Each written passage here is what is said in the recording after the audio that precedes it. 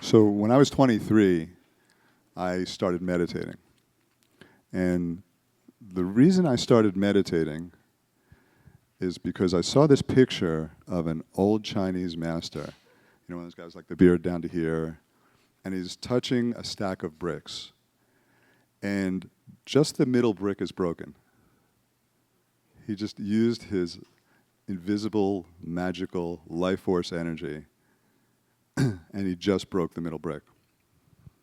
And then I went into a talk in New York, in Brooklyn. This guy, Chaim Sober, who teaches at a yeshiva in Brooklyn, and he could touch. He had this power, and he could touch his head to this stone, and it would explode. And I thought, I want to be able to do that. I want to be able to break a brick by just touching it. That was my motivation for meditating. I've never been able to break a brick by touching it. I can warm a stone by rubbing it in my head for a while. That's as close as I've gotten in 30 some odd years. But I stopped trying to break bricks at the age of 23 and a half, and I became addicted to meditating, and that set me on a whole different life course that I'm grateful for.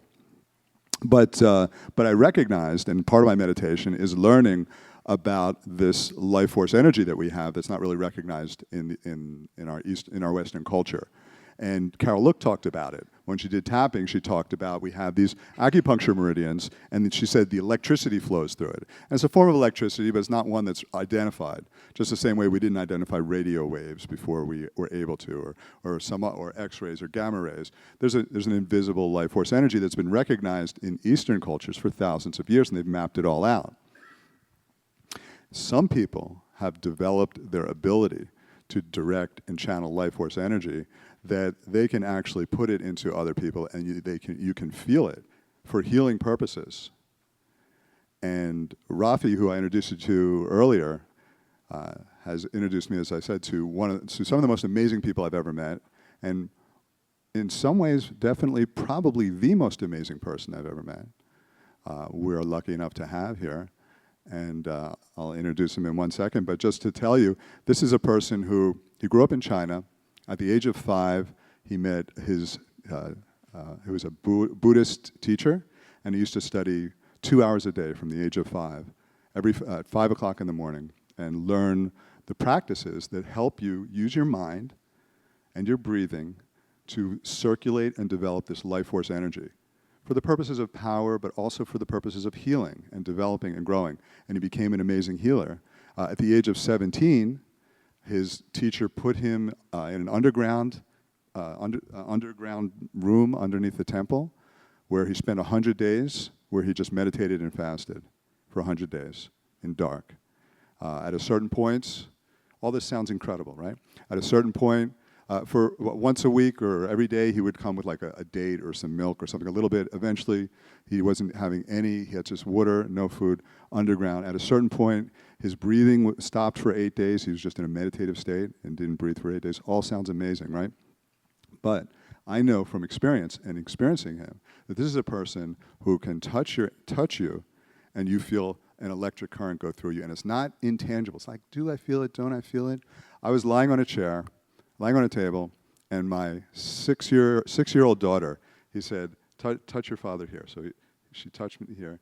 He took his other hand, and he directed energy through us, and we both started shaking instantly. Like, I felt it go through me, felt it go through her. She instantly went into her pocket and took out a $1 bill, and she went like this. It's the cutest thing. He still has that $1 bill at his desk. I've seen him do it. I've seen him do it with many, many other people. He has healed people miraculously of things that supposedly can't be healed, like cancer and chronic fatigues and all these things. He healed Bob Hawke, the previous Prime Minister of Australia. He healed his daughter of chronic fatigue. Oh, I can feel that. Yeah, I feel that. Jesus. Go. Like this way, yeah. So that's the... Jesus!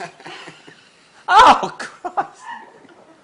You try to put your energy and love and feelings on him. That's even more powerful, okay? Oh, my God, she's electrocute me. Okay.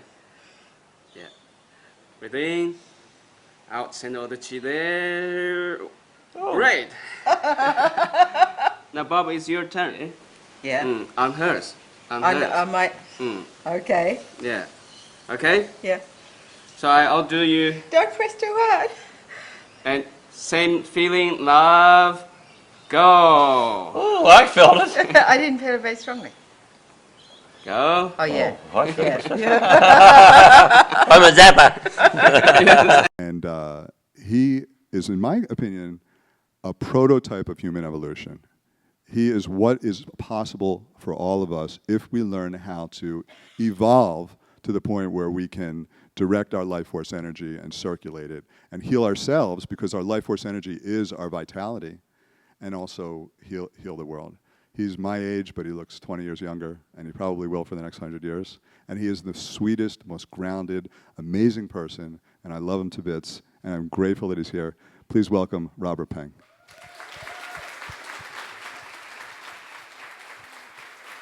Thank you.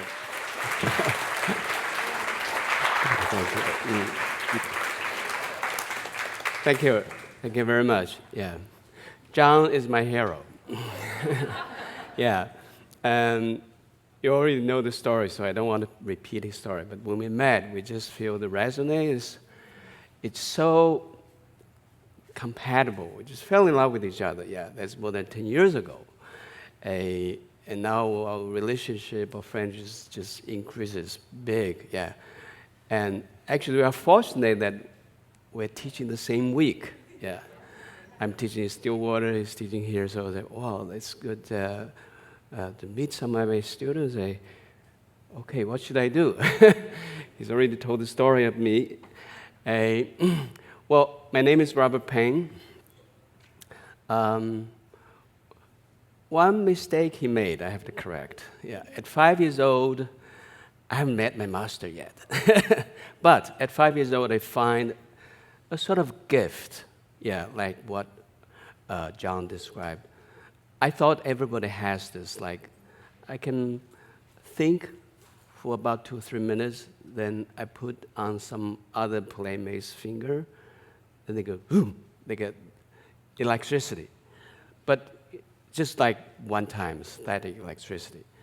And they think, oh, do me. Yeah, so that's something, yeah, I thought everybody has this as long as they focus.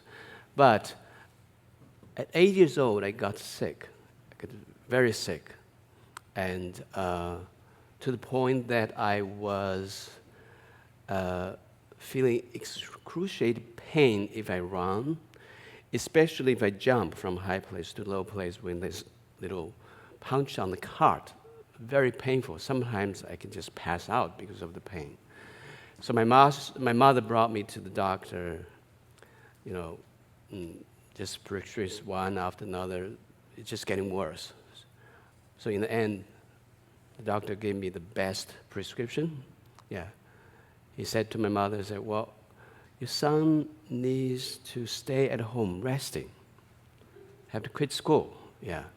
I was overjoyed. So no school, good. Well, actually, it was a wrong assumption. Yeah, I was so wrong.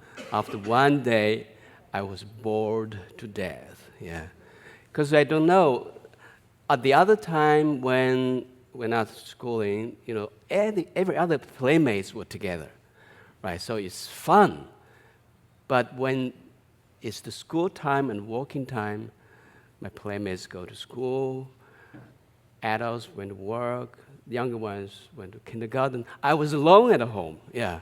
So it's very boring. So in the end, I began to sneak out after the second day, third day, yeah, to explore outside, yeah. I watched more than 20 kinds of ants. Some bite me with wings, yellow, black, big, small, and, you know, and some are so big, I take the buttock, I get the acid of, of the ants. Then I put it there, and I walk back. No ants, no acid, because it's the same one. Yeah. Right, then I explore more and further. Then, actually, it's not too far, about half mile away from my home. There's a resort hotel, yeah, with walls, brick walls, red bricks. China likes to have walls. We have great walls. Because at the wall, they have the gate, then they keep the children away. Actually, that place is it's a reception place for VIP. Yeah, before that, it was housing for the engineer of Soviet Union. Because my hometown was an iron and steel plant. And so Soviet Union come and help us to build a factory. Then after they left, then that place was like reception place for VIP. We're not VIP, so we're not allowed to get in. Only adults, they can bring us, sometimes go, they have, party or something, we can go. Otherwise, we're not allowed to go in. Well, we're children. Yeah. Sometimes we climb over the wall, jumping into play, just little area. We are very frightened to go further. But this time, I couldn't resist. Yeah, so I climbed over the wall, jump, so painful, I couldn't care. Yeah. Beautiful. Inside is the other world. And the other place are very shabby and deserted. That place, flush, beautiful gardens, fruit trees, swimming pool. Then at the corner of that campus, there's another red bricks building with big pipes. Yeah, it's a boiler room. Have you been in the boiler room? They have huge tanks of water. Then underneath is the furnace, and then the fan blows. Then they pipe the water and steam to the kitchen, steam the rice, or go to the guest room for the hot water. So I went there. I've been there before for getting water, but I've never get close to inside. I peeping through the door. Then I saw a middle-aged man was shoveling the coal, working there.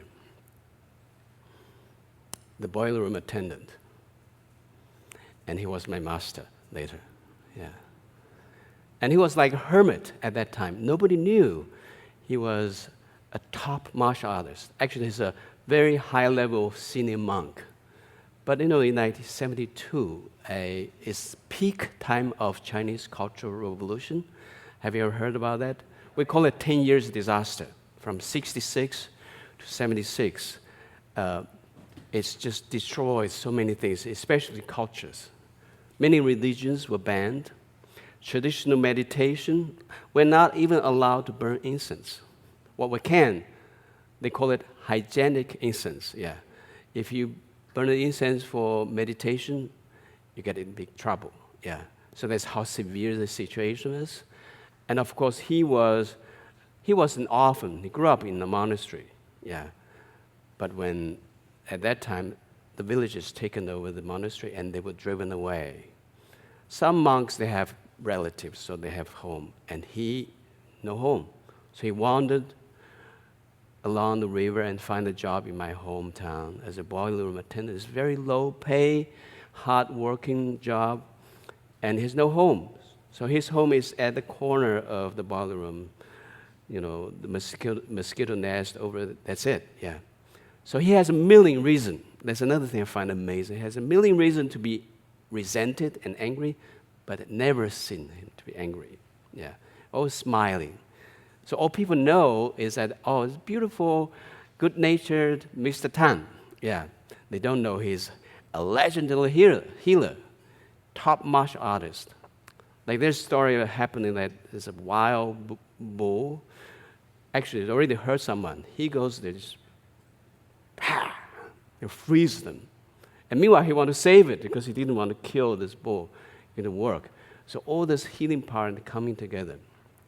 So of course we met, we chat, and he knows boys like fires. Watch the fire? Yes, yeah. So watch the fire, don't burn yourself. Why didn't you go to school? I got sick. Well, he scanned at me. Later I know he was doing the healings for me, but he didn't tell me at the time. For quite a few minutes. Then actually I was healed. I didn't know. When you have the sick, then you have pain, then you forget, you think it's everywhere. Then one day my mother says, "Oh, poor boy, how is your pain?" Oh, it's gone, right? Then I realized it's healed already. Yeah, anyway, afterwards he said, "Well, do you want to come and any time to visit?" Then I visited every day because I don't have to go to school. Well, of course, when we get more familiar with, I joke on him and say, well, when you say you can come every day, you didn't mean it, right? You didn't mean it. It's just polite, and you didn't know I come every day. So, well, to cut long story short, actually we're together for nearly from 72 to 79, almost every single day. He's more like my father because I spend more time with him than my father would practice martial arts at first, yeah. Because one day from nowhere, he said, do you like wushu? That's Chinese way of martial art. Yes. Nobody can teach me.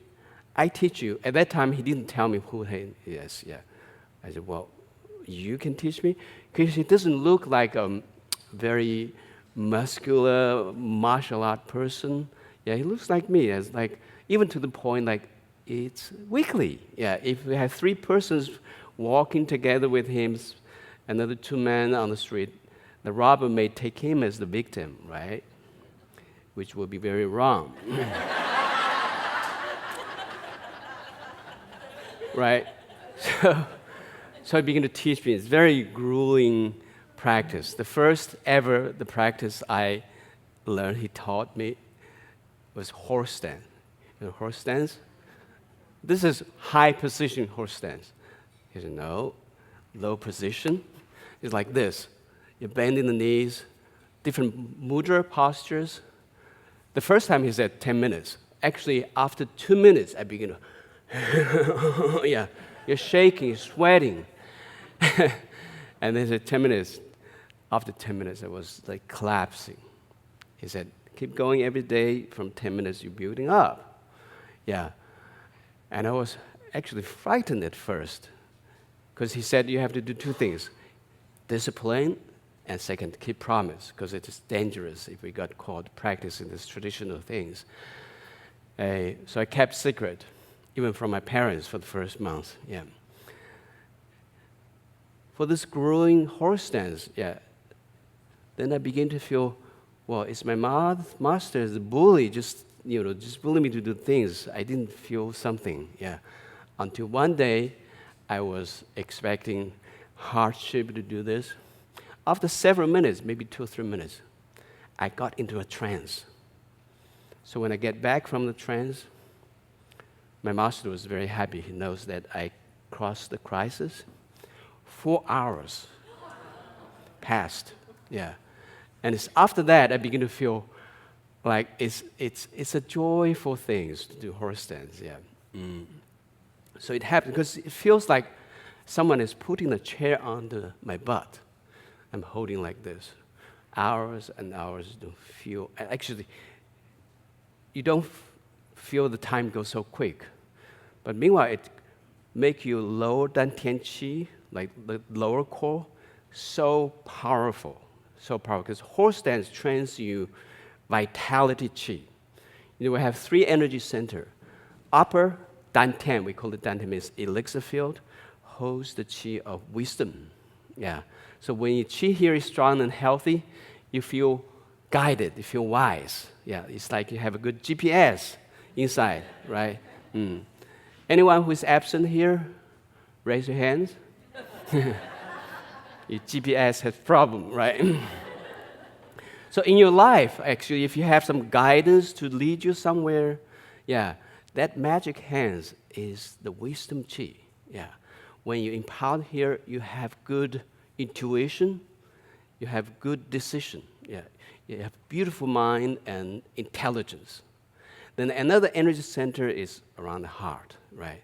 Around the heart. This is inside the head. We always say third eye, third eye. Actually, in my understanding, third eye should be called first eye, right?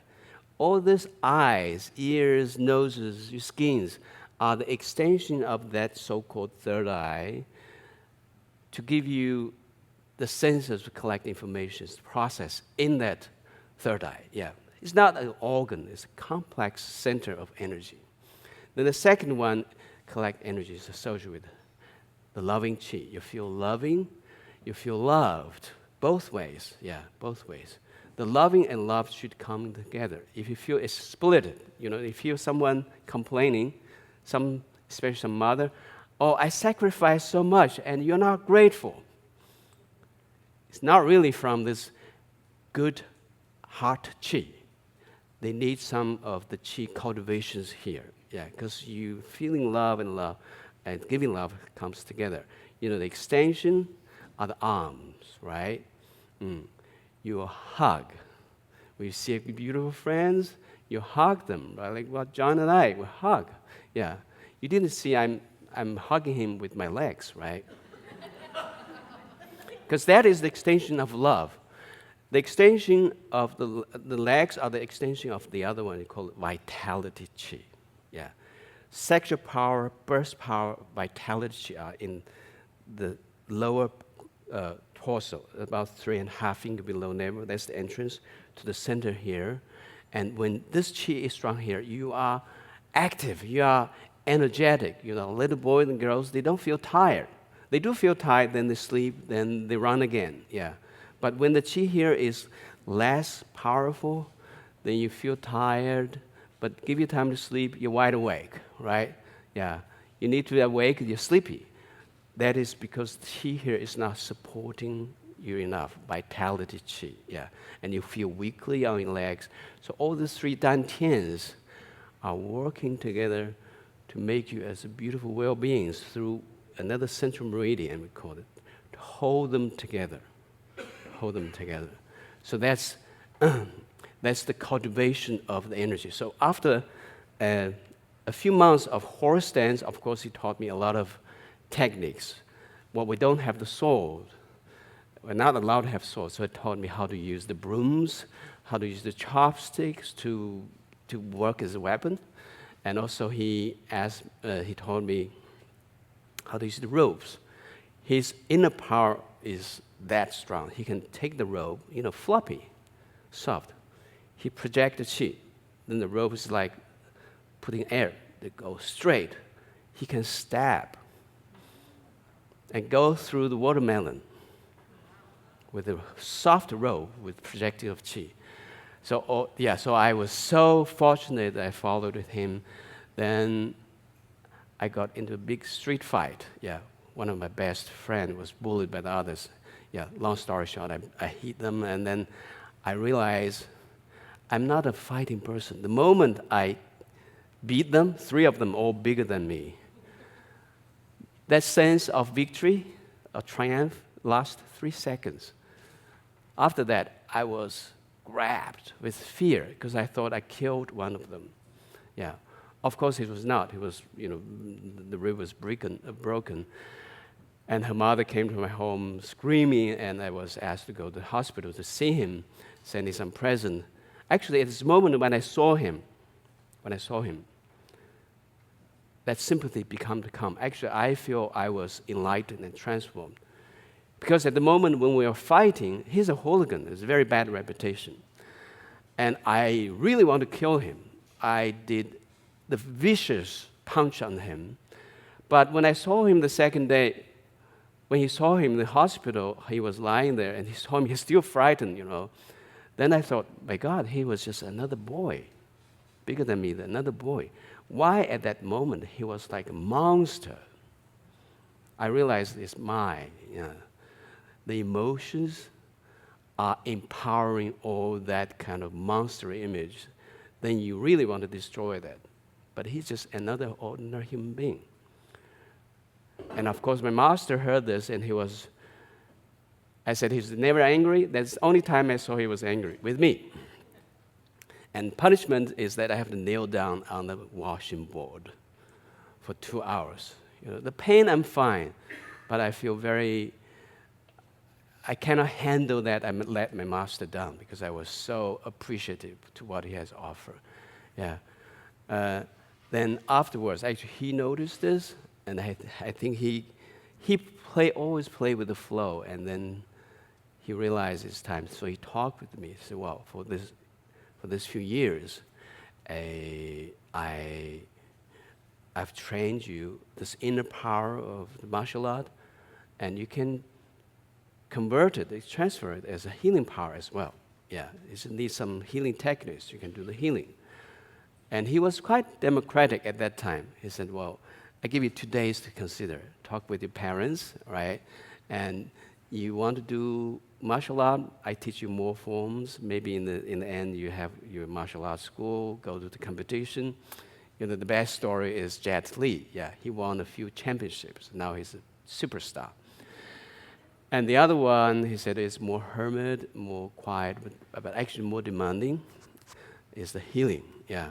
So I can teach you either ways. So you decide. 2 days.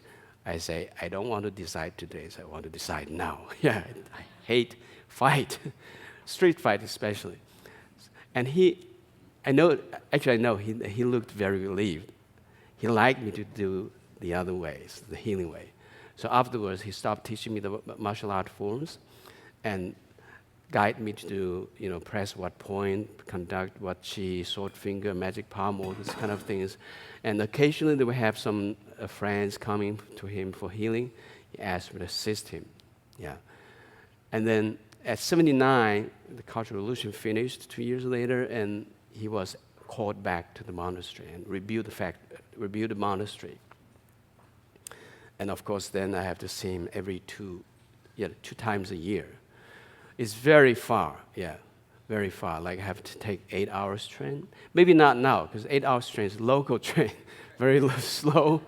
Yeah, then I have to take 2 hours bus, 5 hours hiking in the mountain. That's where the monastery is. Yeah. Then, yeah, at my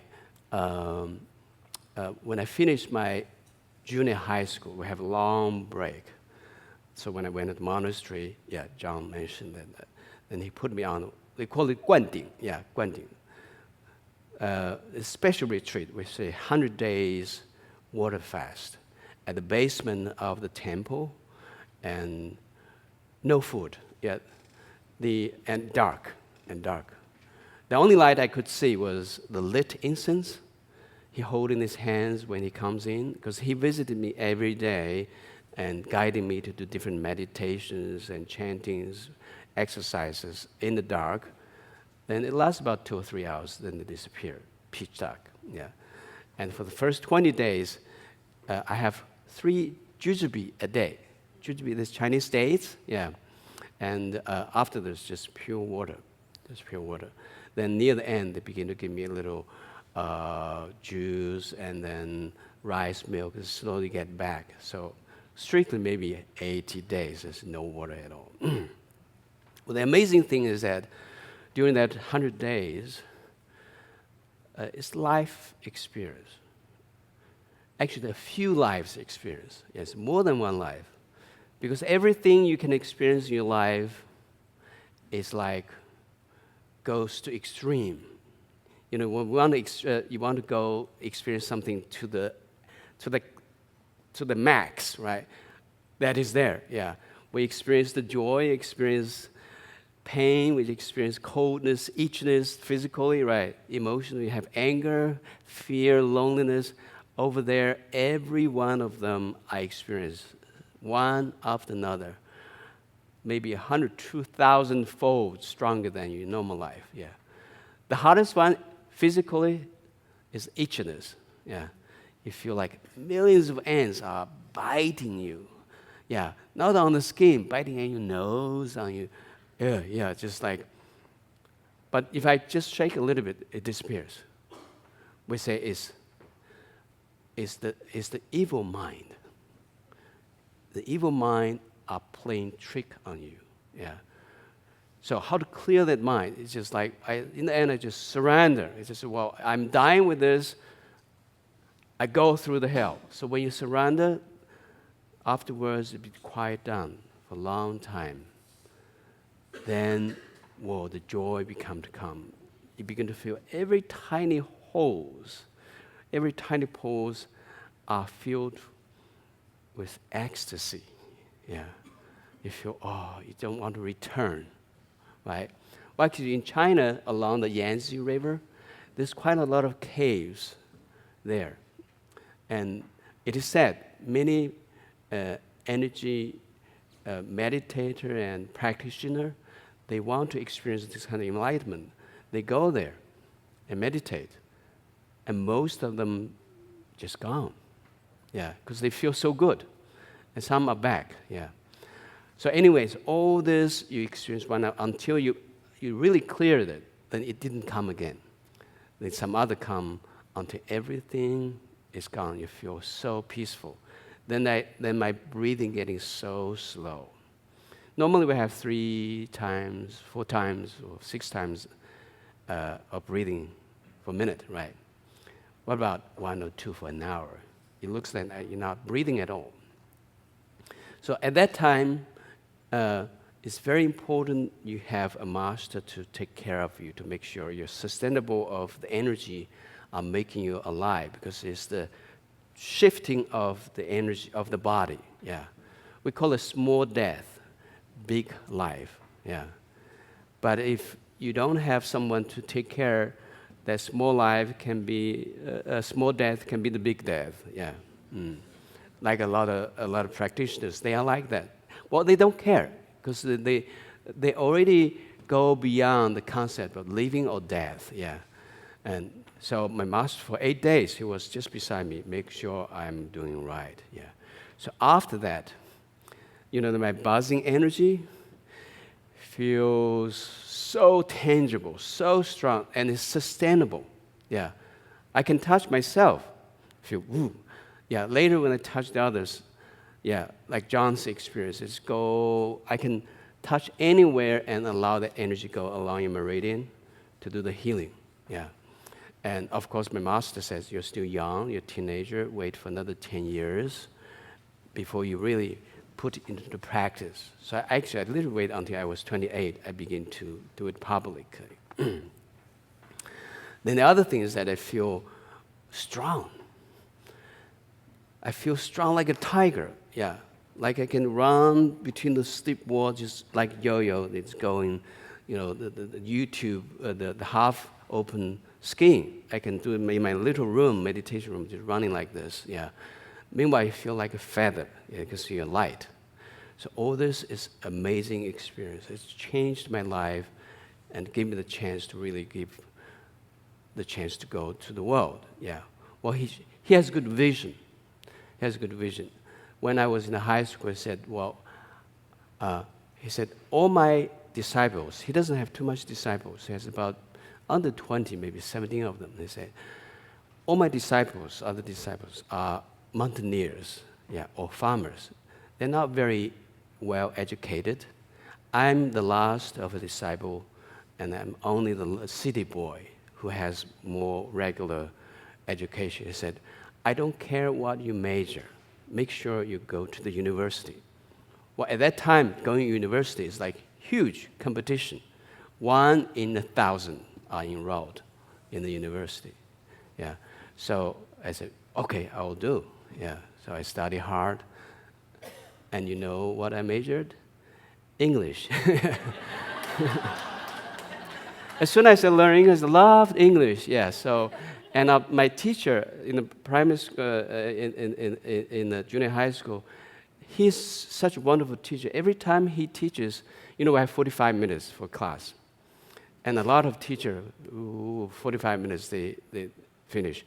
He can finish the contents of the class, 20 minutes, done. And everybody doing well. Another 25 minutes, he tells us the story. And many times, he just take a book, read story in English, orally translated, beautiful Chinese translation, and that story was simplified versions of the master novels, like Prince and the Pauper, and Three Men on the Bull Mill, and all this kind of Hamlet. So I was sitting there, dreaming, looking at this book in his hand, and saying, I hope someday I can read the book. Well, actually simplified, it's limited with 2,000 vocabulary. So actually 3 years later, I can read. I was very proud. I was still not went to the university, but I was so inspired, so I want to go to the university to further my study. Well, I didn't know until 10 years later, it helped me. Suppose I'm talking Chinese with you. Yeah, I cannot stand here, right? Yeah. So he has really a vision to say, well, I'm sure what you have learned from me is you be the missionary. Yeah. Before when I hear you have the mission, I was very, intimidated. I don't like it. Now I can say very proudly, I'm the missionary. Yeah. So, because when I went to university, then I graduated. I taught English in the university for 6 years. And then, of course, in my spare time, I teach my students Qigong. Yeah. Then it's getting so popular, then I have to quit my university work and went to another island. And within 5 years, I taught 150,000 students. Yeah. In China, it's not a big deal to have that number. The marketing is totally different. Right? Yeah. Here you have to prepare a year ahead. Like John, yeah, we're going to teach together next year, right? We prepared 2 years ago. And in China, you go to workers' union. Because we have big factory. Like my factory, I have 20,000 workers. And then we have families and everything. It's like 100,000 people for the whole factory. Yeah. Of course, the workers' union.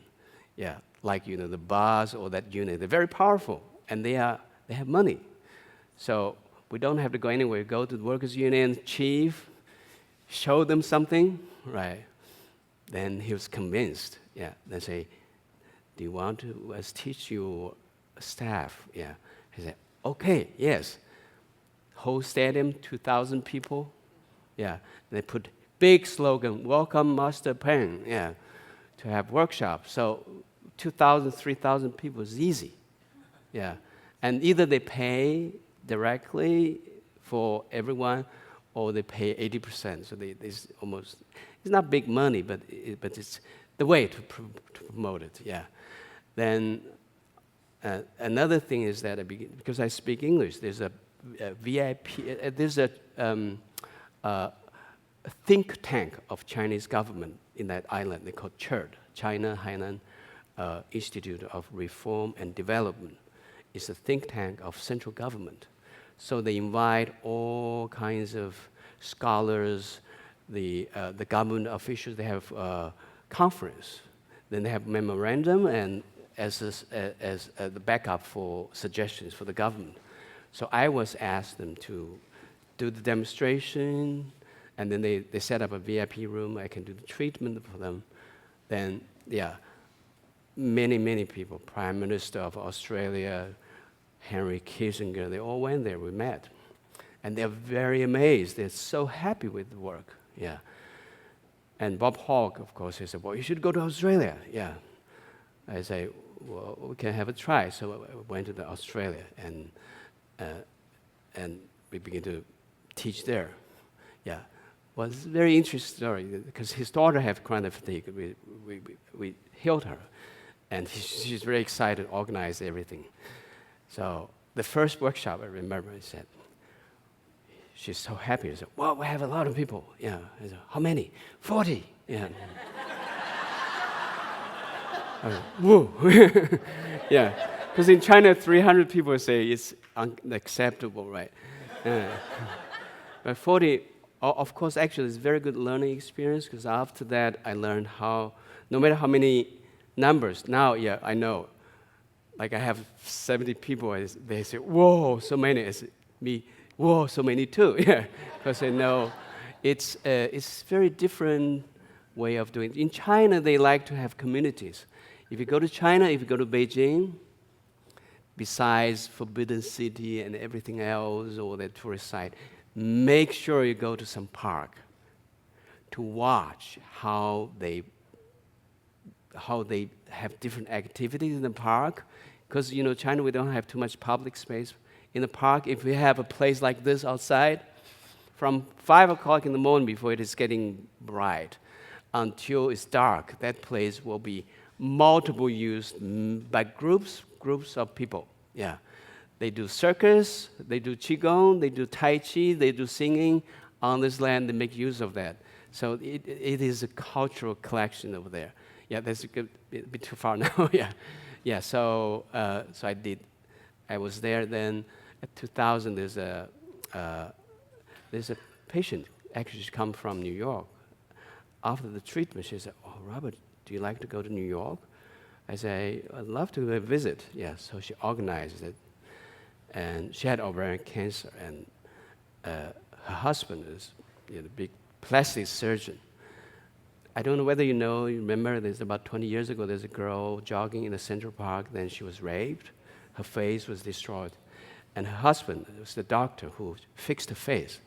So I stayed there, and she invited a lot of people doing the treatment and workshop. Now we're like family members. So later she said, "Well, Robert, you should come again. You have patients here." Yeah, when we're familiar, we say, "Well, you set it up, right?" Yeah, because I didn't plan to come to America, but after that, I feel really New York, America is like center of the universe. Yeah.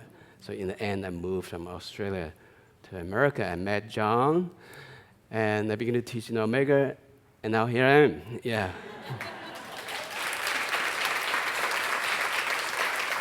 Thank you. Yeah.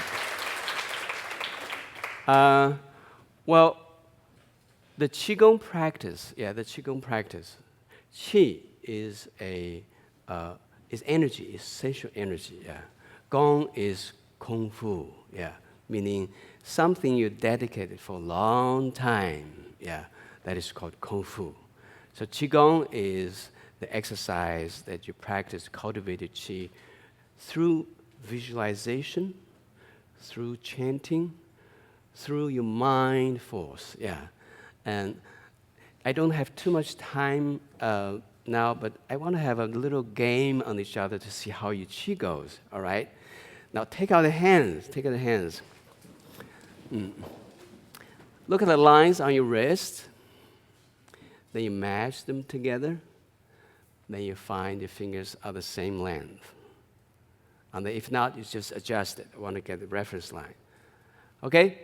Now rest your right hands on your lap. Keep your left fingers straight, but relaxed. Yeah. Now stiff, not too floppy, too straight, relaxed. Now thinking, your left fingers are growing longer. Getting longer, left fingers growing longer, stretching out, shooting into the roof, ceilings, shooting into the sky, grow longer, keep growing. Try to feel the feelings between the joints. Keep growing, grow longer, getting long, shooting out, shooting into the sky, shooting into the stars. Long, grow, longer. Now, take out the other hand. Match them again.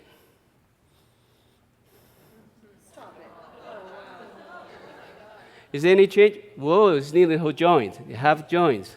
Anyone getting shorter? Whoa, beautiful. Okay? Now, return, yeah. Match them again. Otherwise, you're parked in the disabled, right?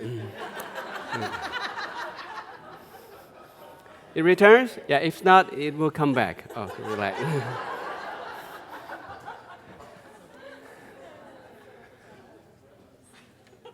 All right, that's a good, actually it's a good party trick. You can do it in the party, yeah, truly, yeah. As long as they can focus and, well, the interesting thing, yeah, was fun, but there's some meaning, some significance behind this, yeah. That is, just now I didn't shake my hand, right, or pulling my finger, but my finger grows. Finger, they are objects. If anything need to move, you should have a force behind to push, right? Or to pull. Just now, we didn't pull it, yeah. We didn't shake it.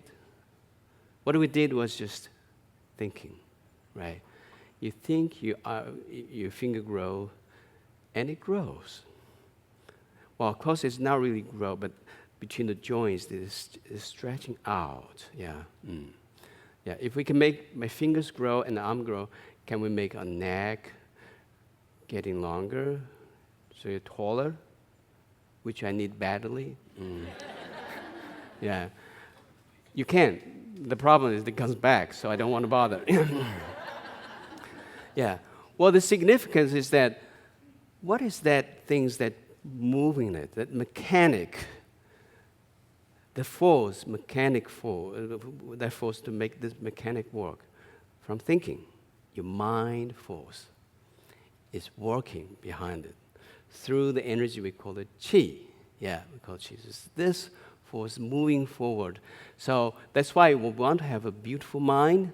We want to have a mind to make you the perfect use. Yeah, you know, John's visualizations make young, beautiful.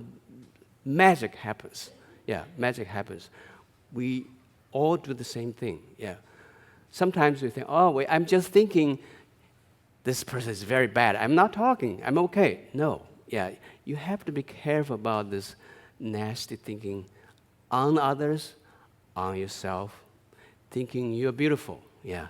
Then even if you're 80 years old, you still look like me. I'm 88. Thank you very much. Thank you.